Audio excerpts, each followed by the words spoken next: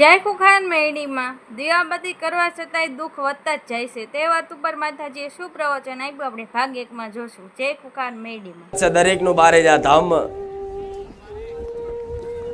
જેટલા રવિવાર હવા એટલા આવજો, જેટલી કગર વગર કરવી હોય એટલી કરજો, જેટલી પ્રાર્થનાઓ કરવી હોય એટલું કરજો. એક એક પ્રાર્થનાનો એક એક કાહુડાનો હિસાબ કરી અને તમારા ઘરના આંગણે ઓટા ફેરા ના કરું તો હું મારું નામ રામબારી મેલડી નહીં. તમારા દરેક ના ઘેર 24 કલાક ઓટા ફેરા ના કરું તો મારું નામ મેલડી નહીં.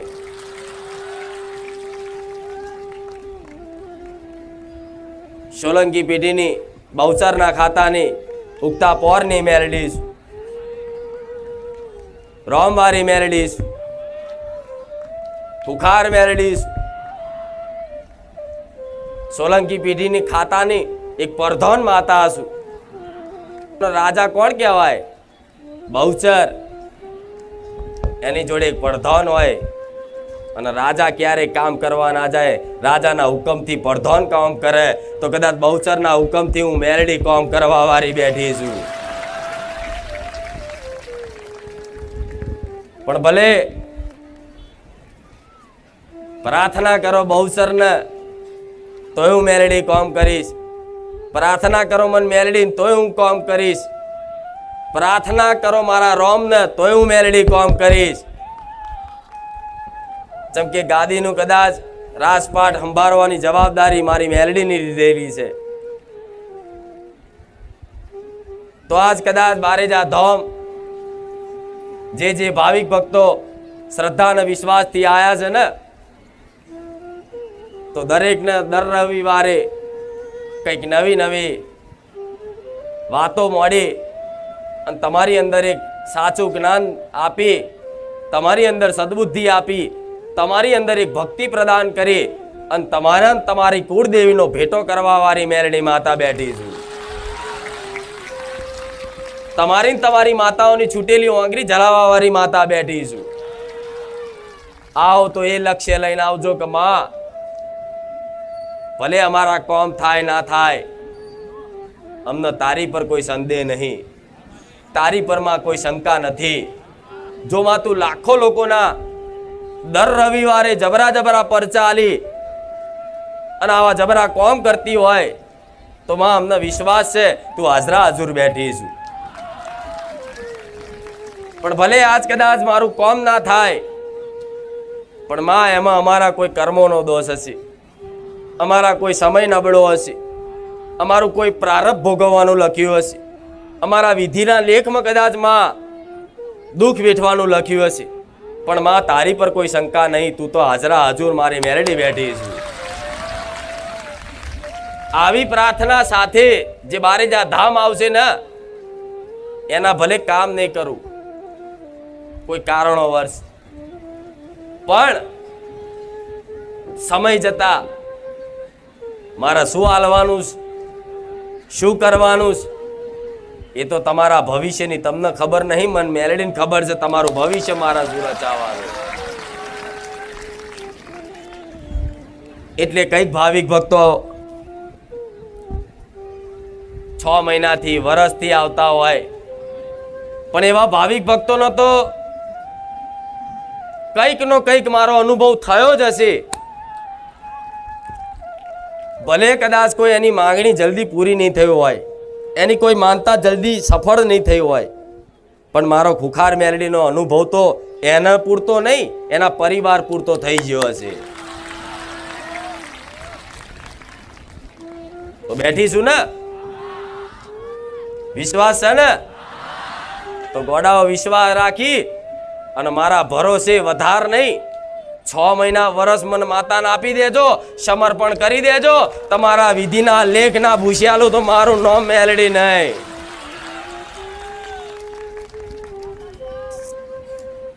સુખ દુઃખ તો જીવનમાં આવતું જતું રહેશે, પરિવર્તનશીલ સંસાર છે, કોઈ વસ્તુ સ્થાયી રહેતી,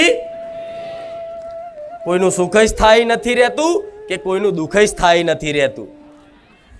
જોઈ લો દરેકના જીવનમાં જેણે જેણે આ ધરતી પર જન્મ લીધો છે ને એના સમયના ચક્ર પરિવર્તનના આધારે એના સુખ દુઃખ વેઠવા પડે ને.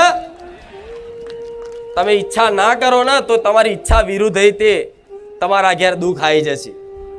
તમે ઈચ્છા નહીં કરો ને કે માં સુખી થઈ જઈએ તો કદાચ થોડો સમયગાળો રાહ જોઈ અને કોઈ પણ માતાજી ભગવાન પ્રત્યે તમને વિશ્વાસ હોય એના શરણે એના વિશ્વાસના આધારે કદાચ થોડો સમય કાઢી લો તો આપે રૂપે સુખ તમારા ઘેર આવે. પણ મારે તો સુખ દુઃખથી ઉપર લઈ જવા છે કે ના તમે સુખમાં ફૂલો નહીં અને દુઃખમાં મન મેરડીને ભૂલો નહીં. એટલે થોડી રાહ જોવડાઈ છે. કેમ કે જો 1, 2, 5 રવિવારમાં બધું સુખ આપી દઉં ને તો માણસની અંદર એક છુપાયેલો અહંકાર હોય છે દરેકની અંદર. જેને પોતાનું અહંકારનું જ્ઞાન ના હોય પણ દરેકની અંદર છુપાયેલો એક અહંકાર હોય છે.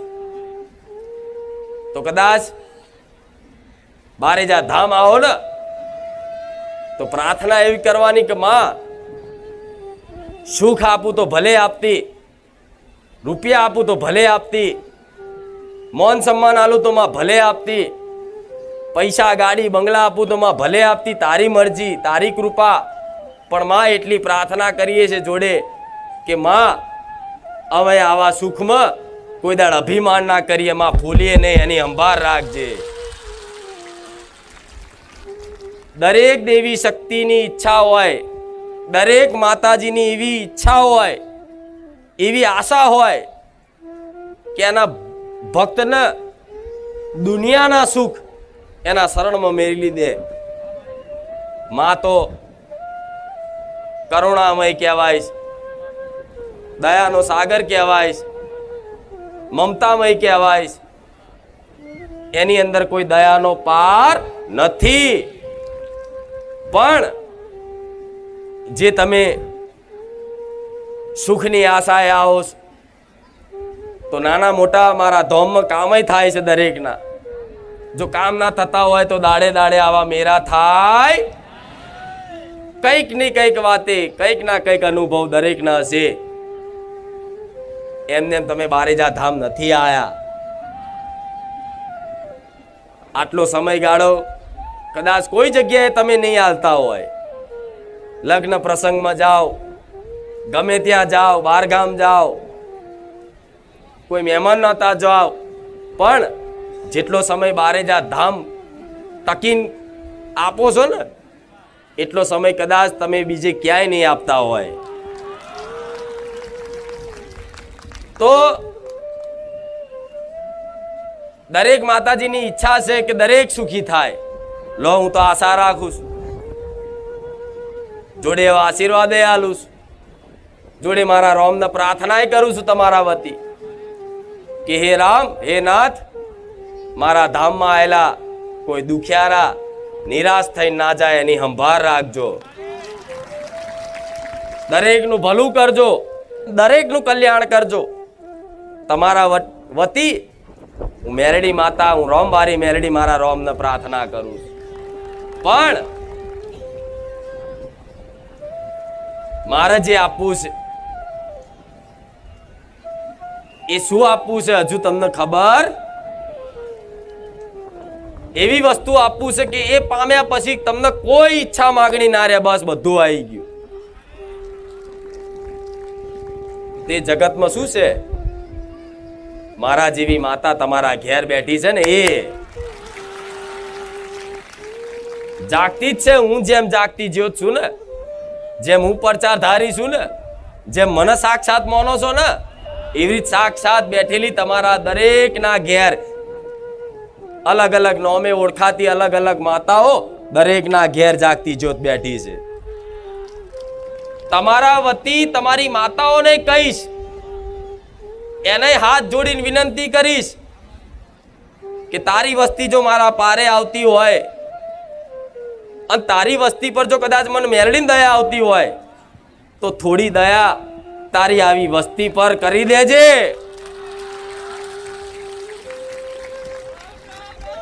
રામ, થોડી કરુણા તારી વસ્તી પર રાખી લેજે. તમારી માતાને બે હાથ જોડીને હું વિનંતી કરું છું. કેમ? ભલું કરશે તમારી માં કરશે. કુળનો દીવો જ્યાં સુધી રાજી નહીં થાય ત્યાં સુધી દુનિયાની કોઈ માતા તમારું ભલું નહીં કરી કાતો વિશ્વાસ રાખજો. આજ કદાચ થોડા ઘણા કામ તમારા હું કરતી હોય ને તો તમારી કુળદેવીની રજાથી કરતી હોય, તમારી માતાને એક ભલામણથી કરતી હોય, તમારા વતી થોડા એને વિનંતી કરી અને તમારા કામ કરતી હોય. અને જો તમારી કુળની માતા એમ કે હા મારી વસ્તીનું આ કામ કરજે, ત્યારે મારા જેવી મેલડી કામ કરે, નકર હુંય બેકાર.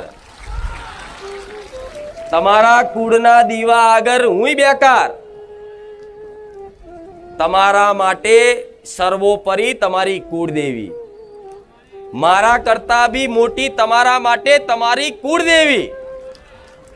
એનાથી જગતમાં કોઈ મોટું નથી.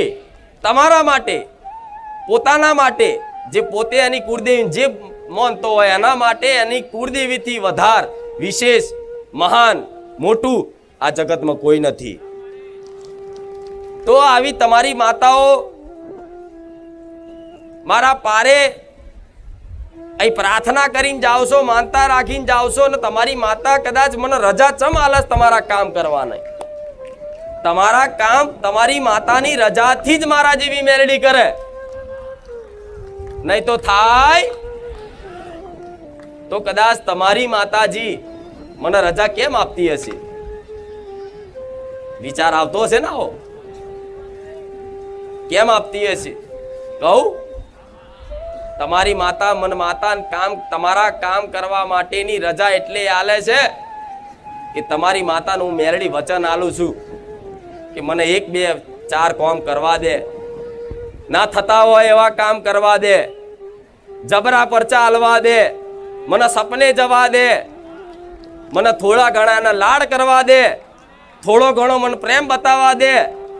પછી તારી વસ્તીને કદાચ તારી વસ્તીની અંદર એક સાચી ભક્તિ કરવાની શક્તિ આલી, સાચું જ્ઞાન આલી, સાચી સમજણ આલી, અને જીવન કઈ રીતે જીવવું એની દિશાનો માર્ગ બતાવી અને તારી વસ્તીની તારી જોડે ભેટો ના કરી આલું તો મારું નામ મેલડી નહીં. એટલે દરેકને એવો અનુભવ થાય છે કે માં અમે 100 ભૂવા કર્યા, કોઈ કે માં 200 ભૂવા કર્યા, કોઈ કે માં 500 ભૂવા કર્યા, પણ માં આ કામ કોઈનાથી નતું થતું, પણ માં તારા પારે આવવાથી અમાર 15 દાડામાં થઈ ગયું. માં બહુ વારણ કારણ કર્યા, બહુ મૂળા જોડા બાંધ્યા, પણ માં કોઈનાથી આ કામ નતું થતું, પણ માં તારા પારે આવી અને મહિના, હવા મહિના, 2 મહિના, 3 મહિના જેનું જેવું કામ એ પ્રમાણના સમયગાળામાં જલ્દી થઈ ગયું. તમે વિચારવા પર મજબૂર થઈ જાઓ કે આ કામ ખુખાર મેરડીએ જ કર્યું છે, એવું કામ કરી આલ્યા. તો કેમ? તમારી માતાને મારી પર ભરોસો છે કે જો કદાચ મારી વસ્તી બારે જા ધામ જાય છે ને તો આ સોલંકી પેઢીની માતા મારી વસ્તીને ખોટો માર્ગ નહીં બતાવે. મારી વસ્તીને એમની શ્રદ્ધાના આસ્થાને સાથે અને કોઈ ચેડા નહીં કરે, કોઈ ખિલવાડ નહીં કરે. મારી વસ્તીને બારે જા ધામમાં કોઈ લૂંટવામાં નહીં આવે, એમને કોઈ પૈસાથી ખંચેરવામાં નહીં આવે.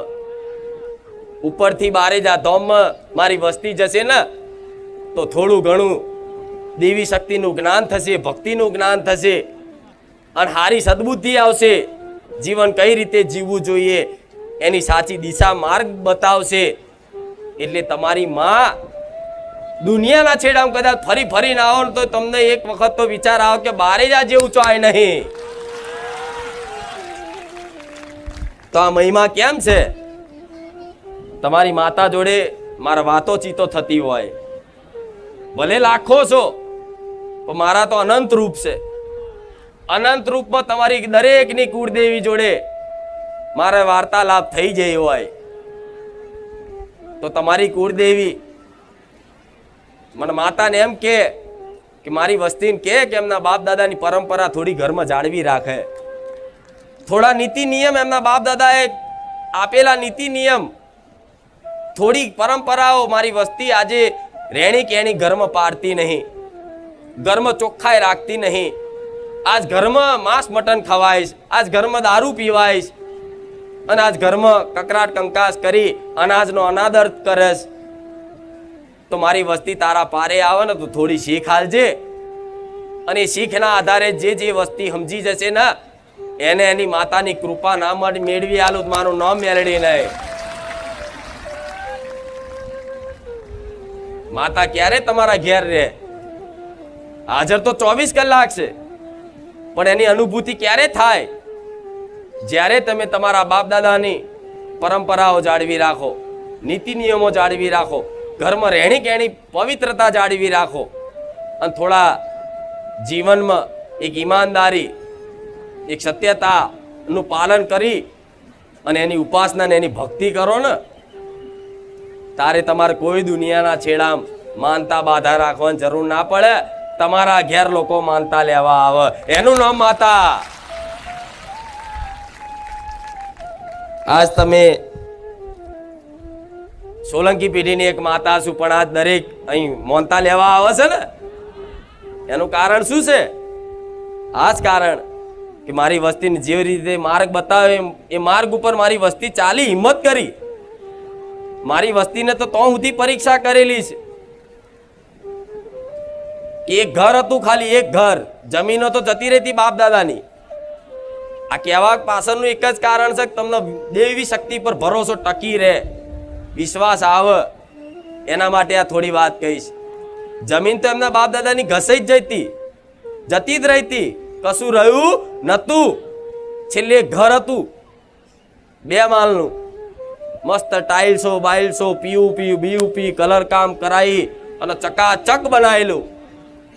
અને એવા સમયગાળામાં હું મેરડી માતા બોલી કે દીકરાઓ, જો કદાચ મને હાચા લાડ કર્યા, તમે મારી ભક્તિ કરીશ, તમે મને સમયસર હાચવી છે, ભોણાના સમયે ભોણું ધરાયું, પાણી પીવડાવવાના સમયે પાણી પીવડાવ્યું, તમે નવા કપડાં લાવ્યા તો તમે મને ચૂંદડી ઓઢારીશ, તો તમારી આ ભક્તિથી પ્રસન્ન થઈશ.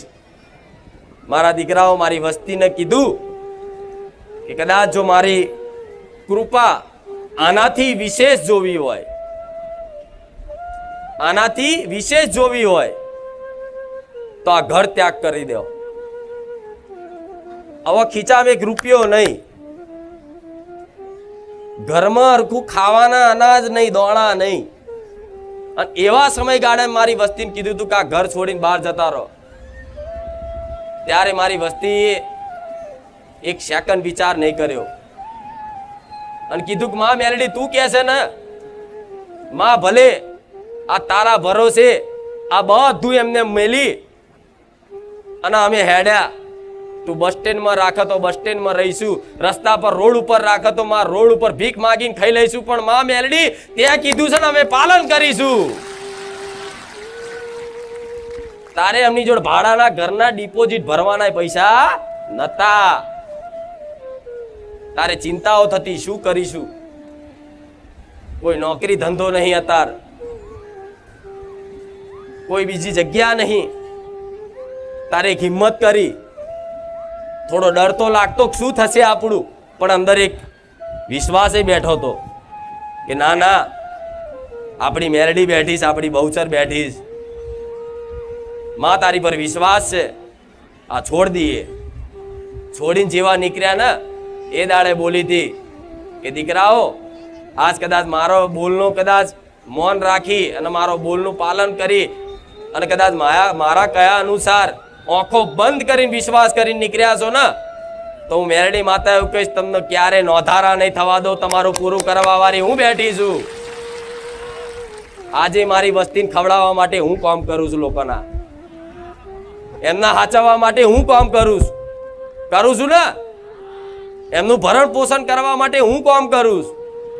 ભલે કદાચ એ તમારા દાનના રૂપિયા ના વાપરે, પણ મારી વસ્તીને તમને જેમ નોકરી ધંધો ગમે તે રીતે મેળવી આલતી હોય તો મારી વસ્તીને મેળવી આલું ને. આજે વાતને 4-4, 5-5 વર્ષ થયા, પણ મારી વસ્તીએ ક્યારે ઘર નહીં સંભાળ્યું કે મારે પાછું ઘેર જવું છે. દુનિયા તો રાહ જોતી કે જ્યાં છે ને 6 મહિના લાઇટ બિલ નહીં ભરાતું, ભાડા ચમના ભરશે. મેં માતા એવી પરીક્ષા કરેલી કે હું ઘેર રહેતા ને તો અઠવાડિયા સુધી લાઇટ કપાઈ નાખું. અંધારું હોય ઘરમાં, મારા દીકરાએ દીવાના પ્રકાશમાં મારી આરતી કરેલી છે.